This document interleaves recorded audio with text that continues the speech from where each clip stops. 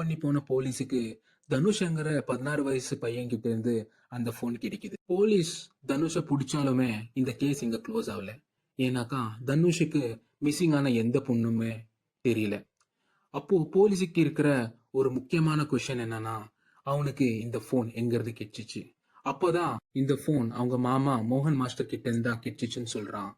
So இதுதான் இந்த கேஸோட மேஜர் டர்னிங் பாயிண்ட்.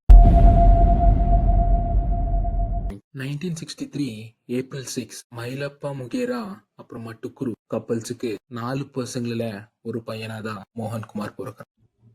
4 பசங்களையும் ஷார்ப்பா இருந்த மோகன் படிக்கிறதுல ரொம்ப இன்டெலிஜென்டா, ஹைட் கம்மியா இருந்தாலும் ஸ்போர்ட்ஸ்லயும் பிசிக்கல் ஃபிட்னஸ்லயும் நல்லா பெர்ஃபார்ம் பண்ணி. மோகனோட லைஃப்ல ஆன ஒரு பெயின்ஃபுல் இன்சிடென்ட் என்னன்னா, அவனுக்கு 16 இயர்ஸ் இருக்கும்போது அவங்களோட அப்பா அவங்களோட அம்மா கூட சண்டை போட்டு பொண்டாட்டி பிள்ளைங்களை விட்டு போயிடுறான். இதுக்கப்புறமும் தொடர்ந்து படிக்கிற மோகன் ப்ரீ டிகிரியும் பிஏயும் கம்ப்ளீட் பண்ணி ஷிராடி ஸ்கூல்ல டெம்பரரி டீச்சரா ஜாயின் பண்றான். மோகன் அவனோட வாழ்க்கையில 3 கல்யாணம் பண்ணிருக்கான். மோகனோட ஃபர்ஸ்ட் கல்யாணம் அவனோட ஸ்டூடெண்டான மேரி கூட நடக்குது. மோகன் மேரிய ஃபர்ஸ்டா 8ஆம் கிளாஸ் படிக்கும் போது பாக்குறான். மோகன் மேரி 18 இயர்ஸ் ஆகிற வரைக்கும் வெயிட் பண்றான். 18 இயர்ஸ் ஆனதுக்கு அப்புறமா ப்ரப்போஸ் பண்ணி கல்யாணமும் பண்றான். மேரி கூட கல்யாணம் ஆகி கொஞ்ச நாளிலே டிவோர்ஸ் ஆகுது. காரணம் என்னன்னா, காதலிக்கும் போது மோகன் நான் ஒரு கிறிஸ்டியனா மாறிடுறேங்கிற ப்ராமிஸ் பண்ணிருப்பான்.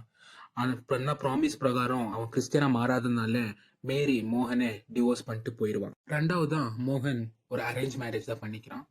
அவனோட சேம் கேஸ்ட்ல இருந்து மஞ்சுளாங்கிற ஒரு பொண்ணை கல்யாணம் பண்றான். அதுல அவனுக்கு 2 குழந்தைங்களும் இருக்கு. அதுக்கப்புறமா மஞ்சுளாக்கு தெரியாம மோகன் 3ஆவதா இன்னொரு கல்யாணமும் பண்றான்.